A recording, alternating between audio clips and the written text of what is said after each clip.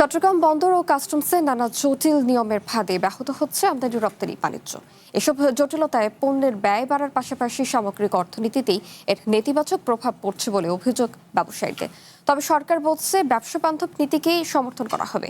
তাই বন্দর ও কাস্টমসের কাজে আরও সমন্বয় ঘটিয়ে $1 ট্রিলিয়ন অর্থনীতির পথে হাঁটার প্রত্যাশার কথা বলছেন অর্থমন্ত্রী আমির খসরু মাহমুদ চৌধুরী।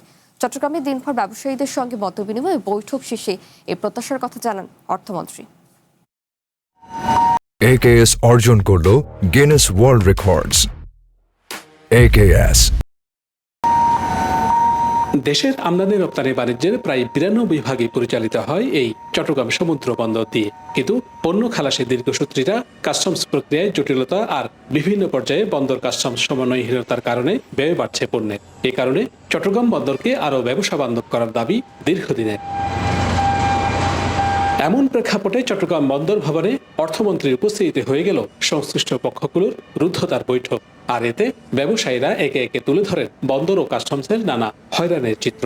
কাস্টমসের ডকুমেন্টেশনের সমস্যা আছে, 10,000 কন্টেনার নিলামের পণ্য আছে, তারপরে আপনার এমটি কন্টেনারগুলি বাইরে যাওয়ার জন্য কথা হয়েছে। যে প্রক্রিয়া কাস্টমসে চলছে আরো 10,000 কন্টেনার স্টক আপ হবে, কারণ এখানে অনেক অসঙ্গতি আছে। আমাদের এখানে একসময় 700 গার্মেন্ট ছিল, এখন 300-রও কম গার্মেন্ট। এটার কারণ কি? এটার কারণ হচ্ছে যে কি সরকারের গার্মেন্ট বান্ধব নীতিমালার অভাব। সরকারের পক্ষ থেকে বলা হচ্ছে চট্টগ্রাম বন্দর ও কাস্টমসের কাজে জটিলতা নিরসনে প্রয়োজনীয় সব উদ্যোগ নেওয়া হচ্ছে। উভয় পক্ষের কাজে সমন্বয়ে গঠিত হচ্ছে উচ্চ পর্যায়ের কমিটি। আর $1 ট্রিলিয়ন অর্থনীতির পথে হাঁটতে সময়োপযোগী করে তৈরি করা হচ্ছে চট্টগ্রাম বন্দরকে।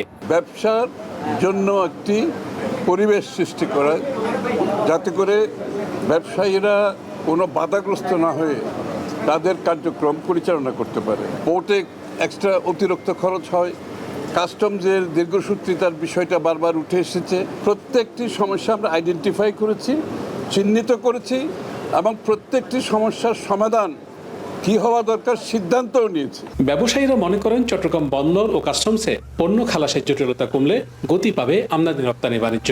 আর এতে কমবে অতিরিক্ত সময় ও ব্যয়, লাভবান হবে দেশের সামগ্রিক অর্থনীতি।